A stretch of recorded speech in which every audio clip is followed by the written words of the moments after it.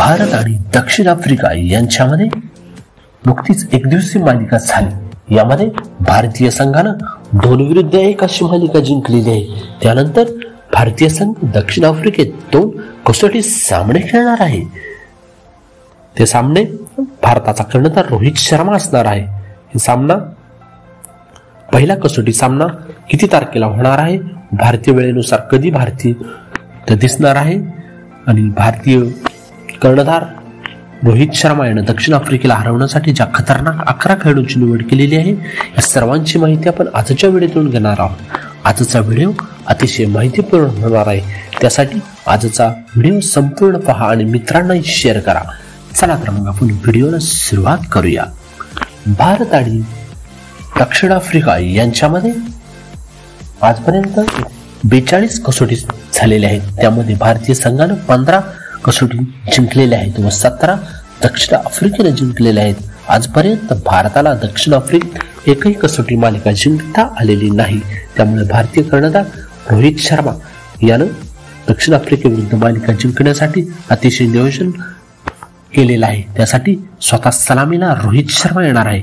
त्यानं आपल्या आजपर्यंतच्या 52 कसोटी खेळलेले आहेत। त्यामध्ये त्यानं 16 अर्धशतक केलेले आहेत व 10 तडाखेबंद शतक ठोकलेले आहेत। त्यानं आजपर्यंत 3640 धावा केलेल्या आहेत। तो भारताचा एक अतिशय खतरनाक असा बॅट्समन आहे। त्यानं नुकत्याच झालेल्या 2023 विश्व चषकामध्ये आपला फॉर्म दाखवलेला आहे। त्यानं अतिशय वेगाने धावा काढण्यासाठी प्रसिद्ध आहे। त्यामुळे रोहित शर्माकडे खूप मोठी जबाबदारी असणार आहे।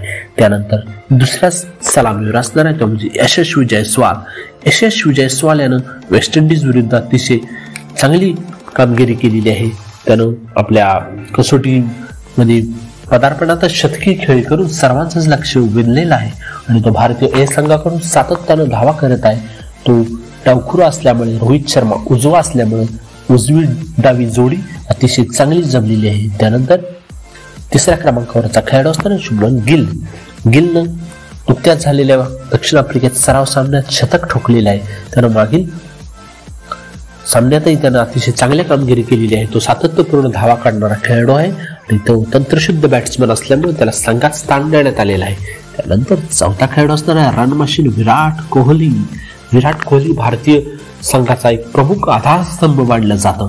विराट कोहलीनं 111 कसोटी सामने खेळलेले आहेत। त्यामध्ये त्यानं अतिशय चांगली बॅटिंग करून 29 अर्धशतक ठोकलेली आहेत व 29 शतक केलेली आहेत। त्यानं 8670 धावा केलेल्या आहेत। तो अतिशय भारताचा मॅच विनर खेळाडू आहे।